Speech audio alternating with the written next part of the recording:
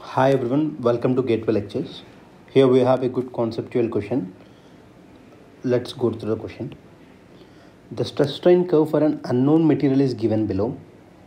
If an increasing load is applied, so here we'll mark some key terms. First of all, increasing load. Increasing load is applied on a cylindrical rod made of same material overall. What does this matter for our question? At the time of yielding, strain gauge shows that change in diameter for the entire length is 0.1%. Okay, the yield stress is dash megapascal. Take Young's modulus E is equal to 2 into 10 power 5 Newton per mm square, that is but 2 into 10 power 5 megapascals. So before going through this question, what we'll look about what is increasing load. So generally, whenever we are talking about load, can be any type of load. Generally, when we are talking about load, we need to know one important thing: how the load is applied. Once we know how the load is applied, then everything will be easy. Okay, suppose we have said that we applied a load of P to a homogeneous material or to an homogeneous material or to an prismatic member.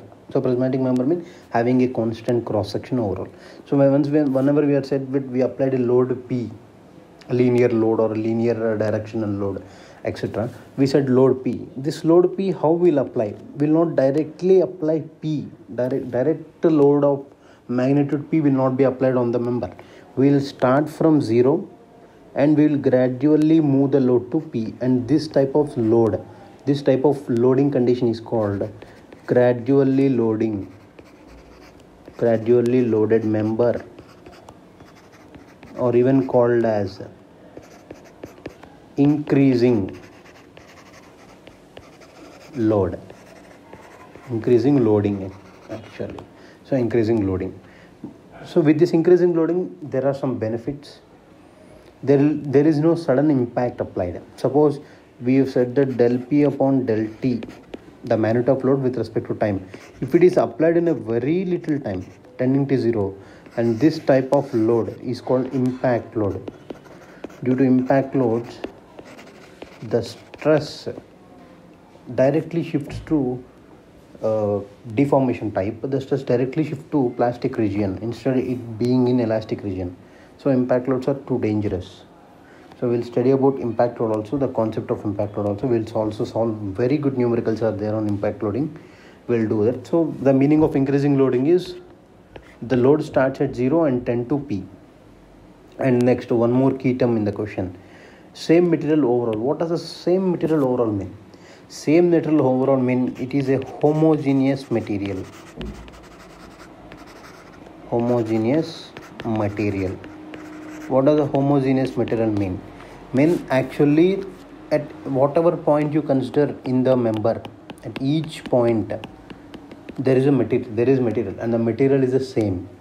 So each point the material is same, and each point along different directions. Suppose if you consider here at this point along X, the value of the property will be same. Along Y it will be same, along Z it will be same. So anywhere you consider, it should be same. Along X, whatever X along X we are having here, the same will be here. So along Y and along Z. So that type of material is called homogeneous material. Due to homogeneity, we will have a uniform variation of the material. So uniform variation of dimensions in the material. Such condition is called homogeneous material condition, and it can be called as same material overall. At the time of yielding, what does yielding mean? Yielding mean, see, what is the first of all meaning of yielding is to deform plastically. Okay, to deform plastically, or yielding can also be called as there is no linear relationship, there is no proportionality between stress and strain. Such type of loading condition is called as yielding. Suppose if you can see this, sorry.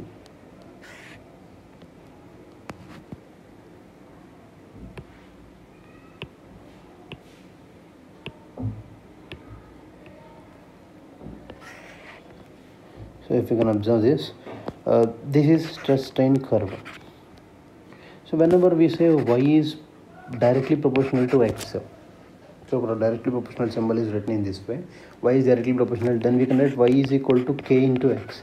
This k is called as a proportionality constant. Okay, so here if suppose y doubles, then obviously to keep this constant a proportionality constant to be a constant value, we should also double the value of x. So this type of variation is called directly proportionality, and the curve between directly proportionality is drawn in this way. Okay, and this k is nothing but the slope. K is nothing but the slope of the curve drawn between proportional constants or proportional variables. Okay, so similarly for stress and strain, according to Hooke's law, it is said that stress is directly proportional to strain until elastic limit. So until elastic limit, stress is directly proportional to strain, and removing the proportionality, we get a constant called as proportionality constant, and this proportionality constant is named as Young's modulus. Right. And here generally if we consider for mild steel, example I am explaining here, the material is unknown, but if we consider mild steel, the curve will be in this way.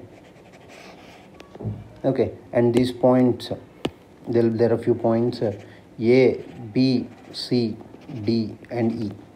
This A point, B point, C, D, E, this A point is called as elastic limit. Why it is called elastic limit? Because the whatever straight line we are talking about, only till A point we have that straight line. Only till A point we have that straight line. After A point it starts deviating from the straight line. So from then we cannot say that it is the stress is directly proportional to strain. So from after A, stress is not proportional to strain. So the A point is called elastic limit. Even Hooke's law is defined only within the elastic limit. This Young's modulus is also valid only within the elastic limit. Okay.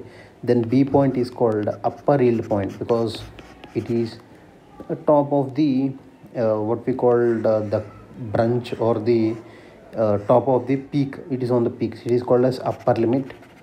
And similarly C point is called as lower limit, and the D point is called as ultimate point, and E point is called as failure point or fracture point. Generally for ductile metals we call it as failure point, for brittle metals we call it as fracture point. At this metal directly there will be a discontinuity in the dimension, failure point. So we are dealing with this. So what does this yielding mean? Yielding mean it starts violating the Hooke's law, and also it is said that at the yield point it is no more direct relationship between the stress and strain. Suppose this is the origin O and this is the point A. If you can observe, it is a straight line between OA. It is a straight line. So we can say that A is itself the elastic limit point.